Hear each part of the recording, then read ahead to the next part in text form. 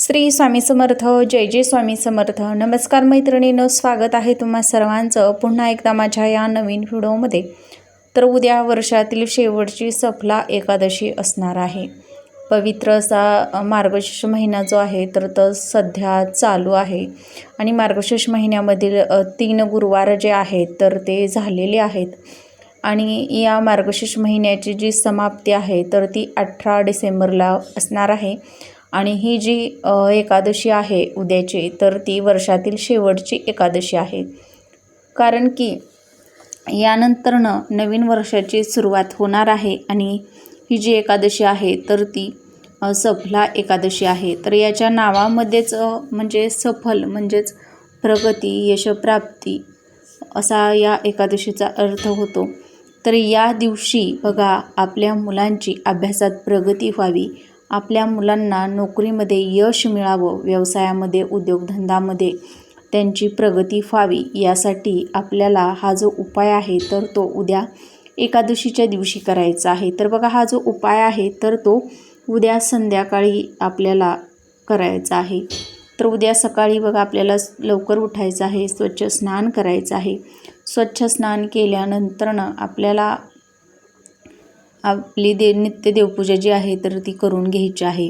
तुमच्या देवघरामध्ये भगवान श्रीहरी विष्णूंची मूर्ती असेल, फोटो असेल तर आपल्याला स्वच्छ पुसून काढायचं आहे. मूर्ती असेल तर आपल्याला दुधानं बघा, दुधामध्ये कच्चं दूध घ्यायचं आहे, त्याच्यामध्ये थोडंसं केसर टाकून या दुधानं आपल्याला अभिषेक घालायचा आहे किंवा पंचामृतानं अभिषेक घालायचा आहे. अगदीच तुमच्याकडे जर बाळकृष्णाची मूर्ती असेल तर त्याच्यावरती जरी तुम्ही हा अभिषेक घातला तरीही चालणार आहे. यानंतरनं मूर्तीवरती आपल्याला स्वच्छ पाण्यानं अभिषेक घालायचा आहे आणि ही मूर्ती स्वच्छ कापडानं पुसून घ्यायची आहे आणि आपल्याला एका चौरंगावरती किंवा पाटावरती ठेवायची आहे. पिवळ्या रंगाची फुलं, पिवळ्या रंगाची मिठाई, पिवळ्या रंगाची वस्त्र जे आहे तर ते आपल्याला अर्पण करायचे आहेत आणि नंतरनं धूप, दीप, अगरबत्ती ओवाळून घ्यायची आहे.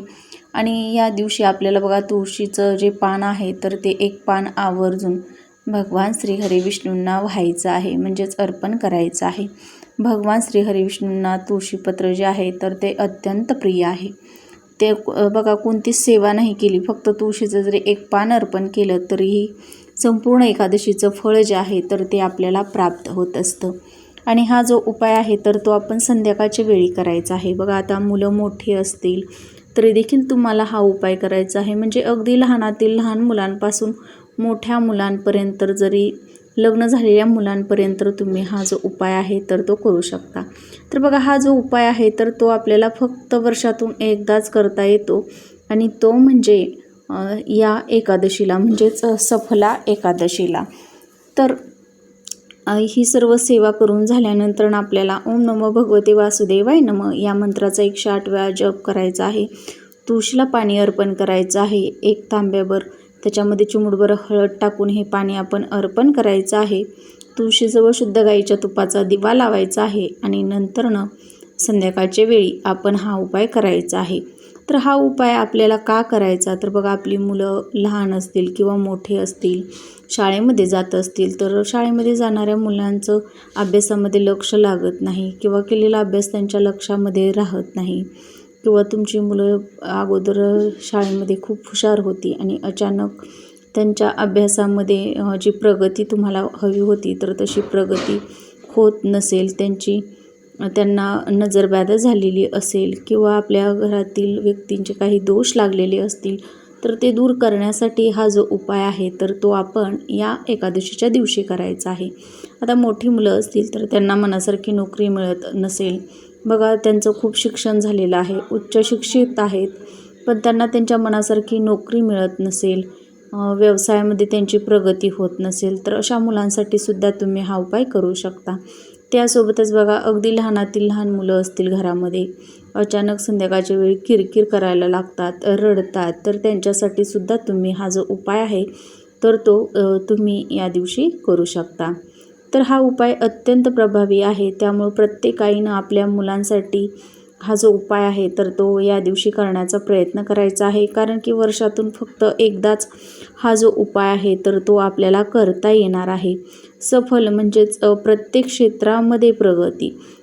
या दिवशी जर आपण आपल्या मुलांच्या प्रगतीसाठी काही उपाय केले तर त्याचं फळ जे आहे तर ते आपल्याला निश्चित मिळत असतं.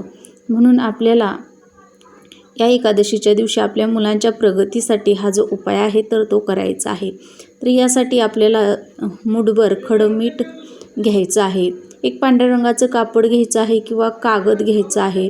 याच्यावरती आपल्याला पांढरं कापड किंवा कागद घेतल्यानंतर त्याच्यावरती खडं मीठ जे आहे तर ते मूठभर खडं मीठ ठेवायचं आहे. जर खडं मीठ नसेल तुमच्याकडं तर बारीक मीठ जरी घेतलं तरीही चालेल. त्यानंतरनं 11 ज्या फुलासहित लवंगा असतात तर त्या लवंगा घ्यायच्या आहेत. 11 काळे मिरे घ्यायचे आहेत आणि त्यासोबतच आपल्याला 3 हिरवी वेलची घ्यायची आहे. या 4 वस्तू आपल्याला या पांढऱ्या कापडावरती ठेवून घ्यायच्या आहेत आणि याची एक पोटली बांधायची आहे. आता पोटली बांधल्यानंतर आपल्या घरातील मुलांना आपल्यासमोर बसवायचं आहे पाटावरती. तर बघा, हा उपाय करण्याअगोदर देवघरामध्ये तुम्हाला दिवा, धूप, अगरबत्ती लावून घ्यायची आहे. तुळशीजवळ दिवा लावायचा आहे आणि नंतरनं हा उपाय जो आहे तर तो करायचा आहे. तर या सर्वांची एक पोटली बांधून घेतल्यानंतरनं आपल्या मुलांना आपल्यासमोर बसवायचं आहे. बसवल्यानंतरनं घड्याळाचा काटा ज्याप्रमाणे फिरतो त्याच्या बाजूनं आपल्याला बघा, जो घड्याळाचा काटा फिरण्याची दिशा आहे तर त्या दिशेला आपल्याला आपल्या मुलांवरून ही जी पोटली आहे तर ती 7 वेळा उतरवून घ्यायची आहे किंवा डोक्यापासून पायापर्यंत 7 वेळा उतरवायची आहे. आणि उतरवल्यानंतरनं बघा, आपल्या घरामध्ये जर चूल असेल तर चुलीमध्ये आपल्याला चुलीतील जाळामध्ये ही जी पोटली आहे तर ती जाळून टाकायची आहे. म्हणून आपल्याला आपल्या मुलांची प्रगती व्हावी अशी इच्छा व्यक्त करायची आहे.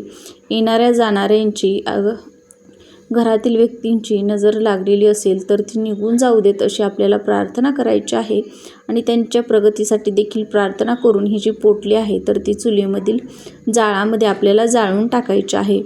आता बघा, प्रत्येकाच्या घरामध्ये चूल असते असं नाही. तर तुम्ही बघा, एखादं भांडं घ्यायचं आहे, त्याच्यामध्ये गोवरी जी असते बघा शेणाची तर ती अगोदर पेटवायची आहे आणि नंतरनं त्याच्यावरती या ज्या वस्तू आहेत तर त्या जाळायच्या आहेत.